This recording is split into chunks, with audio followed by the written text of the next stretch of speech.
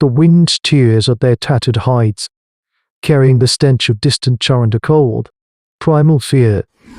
3 suns have passed since the red claw sent them scattering, leaving the fertile riverbed behind. Now, the clan of the Wandering Hand moves through an landscape of gnarled rock and sparse, tenacious vegetation, their stomachs hollow, their children whimpering. Overhead, the sky is an empty, taunting blue, but the ground trembles with the unseen. Old Kale, the clan's pathfinder, lifts a hand, his eyes scanning the horizon. A deep cleft in the earth appears, a jagged wound slicing through the scrubland. This is the Bone Gorge, a place whispered of in ancient tales, a graveyard for the sky minus titans. A flicker of hope, born of utter desperation, sparks in his weary gaze. As they descend into the canyon, the world shifts. The air grows thick, heavy with the scent of dried decay and mineral dust. Then they see them, not scattered bones, but mountains of them, colossal structures of ivory and umber, stretching for hundreds of strides, their wingspan is wider than the widest river. These are the fallen Quetzalcoatlus, the true lords of the sky, now silent monuments to a forgotten dominion. A young mother gasps, pulling her child closer. The sheer scale of the prehistoric life lay bare before them. One immense skeleton, perhaps 100 strides long, lies half-minus submerged in a sluggish, shallow stream that snags through the canyon floor. Its massive wreckage, the cavernous, organic architecture, faces them like a gaping maw. It's a place of death, but also, impossibly, a promise.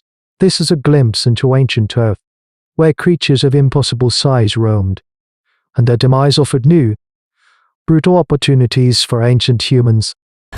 Fear wars with a fragile, dawning realization. The ribs are not just bones, they are walls, hollowed by time and scavengers. The internal cavities of these pterodactyl minor skin offer shelter. The clan huddles, their eyes wide, taking in the impossible scale. A low growl echoes from the canyon walls, not from within the skeletons, but from the shadows of the gorge itself. A pair of dionysuses, sleek and feathered, patrol the ridge, their hungry gaze fixed on the newcomers. The immediate danger is clear. This boneyard is a larder for predators. Kale points with a gnarled finger towards the half-minus submerged skeleton. Inside, he croaks, his voice raspy from thirst. The water protects. The idea is audacious, dangerous, and utterly necessary. The alternative is to continue the futile wander in this barren land, offering themselves to the next, inevitable hunt. They approach the great bone miner's ship with a mix of reverence and terror. Its sheer size is overwhelming, a testament to the life million years ago when such titans dominated. The clan's scouts, nimble and brave, are the first to clamber over the massive vertebral column. Their small figures dwarfed by the landscape of bone. They report back the interior is vast, surprisingly sheltered, and the water around it dissuade death's many land-minus-bound hunters. It is a formidable fortress carved by nature and time, an unexpected sanctuary. A glimmer of something new sparks within them, a collective shift from despair to defiant ingenuity. They begin to gather the sharp flints and hardwoods, their primitive survival skills kicking in, not just to hunt, but to shape this dead giant into a new kind of home. The bone graveyard, once a symbol of overwhelming power and mortality, begins to transform, piece by brutal piece, into a crucible of human adaptation. The gargantuan ribs of the Quetzalcoatlus become their world. Days bleed into weeks as the clan of the Wandering Hand, driven by the stark calculus of survival, labors to make the dead giant habitable. They clear the detritus of millennia, using sharpened flakes of churned heavy bone mallets, their rudimentary ancient tools to scrape away hardened mud and the leathery remnants of flesh. Smaller bones, long picked clean by other prehistoric animals, are gathered and lashed with tough sinew to form rudimentary platforms and shelters within the vast, airy spaces of the riverbed. Fires are carefully tended, There's smoke curling up through gaps in the vertebrae like ancient, silent prayers. They are building not just a home, but a new chapter in human evolution, a unique adaptation in hominid history. Then, the river whispers. Heavy rains in the distant highlands swell the sluggish stream, its currents gaining strength, swirling around the massive pelvis and scapula. One nodding, a low groan echoes through the bones as the leviathan shifts, lifting slightly from the muddy bank. Tail, watching from a vantage point, feels the earth beneath his feet tremble, not from approaching predators, but from the immense frame of their adopted home finding buoyancy. A daring thought, born of necessity and the relentless flow of water, begins to form. It floats, he rasps, pointing a trembling finger. It floats with us. The impossible suddenly becomes their next desperate gamble. The transition to a mobile existence is fraught with peril. The clan works as a single, straining organism, using long, felled branches as levers to push the enormous carcass fully into the current. The sheer inertia of the bone miners arc is terrifying. The slow, grinding movement a constant reminder of their precarious dominion. They quickly learn the river's moods, its unseen rocks, its swirling eddies, its treacherous pull. Makeshift rudders, crude assemblages of lashed logs, are rigged to the tail vertebrae, requiring constant, coordinated effort to steer the behemoth. Every turn, every passage through narrow gorges, is a testament to their collective will and burgeoning intelligence.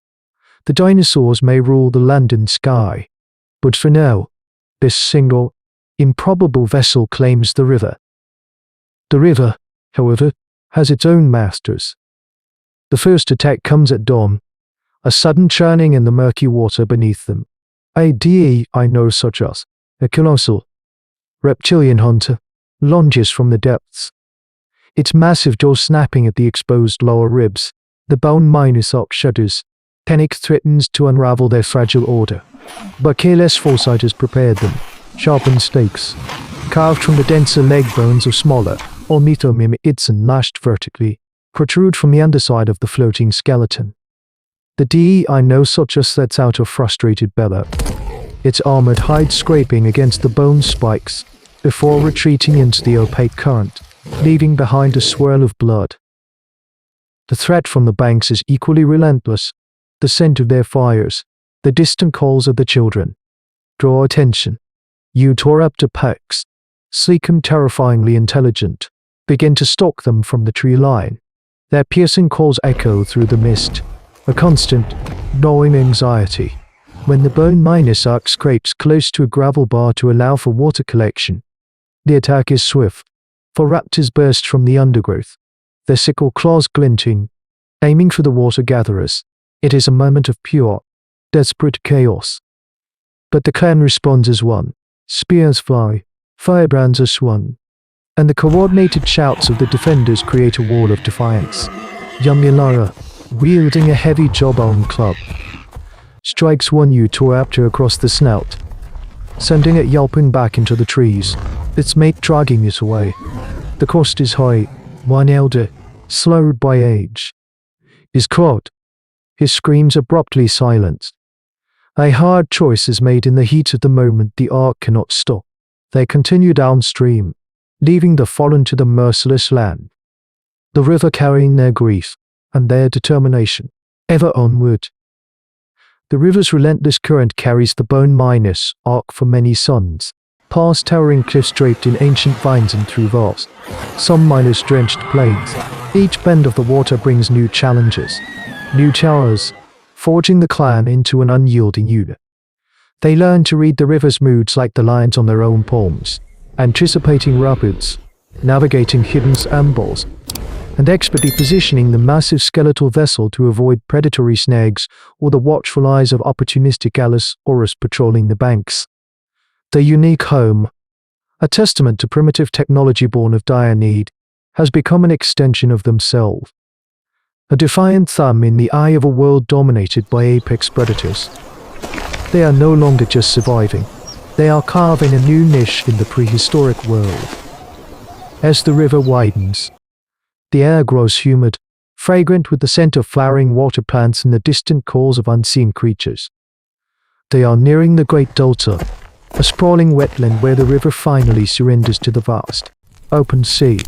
This is the promised land, a place where the bone miner salt can finally anchor, offering a more stable, if still precarious, existence. The evolution documentary of their journey is etched into their weathered faces, the scars on their hands, and the shared knowledge passed silently through their community. They are a testament to Homo sapiens' ingenuity, adapting where others would simply perish. The delta unfolds before them like a vision. Islands of dense mangrove rise from the water, their gnarled roots forming impenetrable thickets. Lush, fertile banks promise abundant resources, teeming with small prey and edible plants. But the delta also holds its own dangers. Skulking Spinosaurus patrol the murky channels, their dorsal sails cutting through the water like predatory fins. Swarms of ravenous insects, larger and more aggressive than any they'd encountered, test their endurance. Yet, here, the bone miner's arc finds its final purpose. They guide the immense skeleton into a wide, shallow bay, strategically positioning it between two mangrove islands. Its colossal frame, now partially settled into the soft mud, forms a natural barrier, a formidable defense against both land-based and aquatic threats. The clan, now experienced architects of bone, begins the work of solidifying their new home. They reinforce the wreckage with woven saplings and mud, creating more robust, weather-resistant shelters. A system of lookout posts, fashioned from the Quetzalcoatlus's incredibly long leg bones, rises above the mangrove canopy, offering panoramic views of their new territory. Hunting parties, venturing out in dugout canoes crafted from hollowed logs, discover rich fishing grounds and abundant game within the delta's labyrinthine waterways. They even learn to recognize the seasonal movements of the Triceratops herd, a source of vital meat and hides, always respecting the colossal beasts, only ever scavenging from the fallen. This is a hard -1 equilibrium, a testament to the clan's relentless spirit and the sheer audacity of their innovation. They have domesticated a dead titan, turning its overwhelming foe into their protector. Their story, a single thread in the vast tapestry of human ancestors, is one of intelligent cooperation against overwhelming odds. The whisper of the wind through the hollow bones of their ark is a constant reminder of the titanic forces that shaped ancient history, and the courage required for a small band of early humans to defy their assigned place in the food chain. They are a testament to adaptation, to the raw, unyielding will to not just survive, but to carve a future from the impossible. The bone miner's ark, a silent, monumental defiance against a world of giants, rests now in the delta's embrace. Its story is not one of easy triumph, but of grinding effort, of the relentless application of intelligence against brute force. They are not heroes, but survivors, their choices marked by sacrifice, their ingenuity etched into the very bones they inhabit. Their desperate gamble, born of flight and desperation, forged a unique civilization, an early testament to the audacity of hominid history. It's in these very acts the collective will to repurpose death, to navigate the merciless currents, to stand united against the tooth and claw of an unforgiving era that the blueprint for Homo sapiens' improbable ascent was drawn. It makes one wonder how many other lost chronicles of defiant courage lie buried beneath the eons, awaiting rediscovery, awaiting the moment their whispers echo into our present, reminding us of the primal fire that still burns within. The ancient winds stir, carrying the scent of salt and the faintest echo of a distant roar.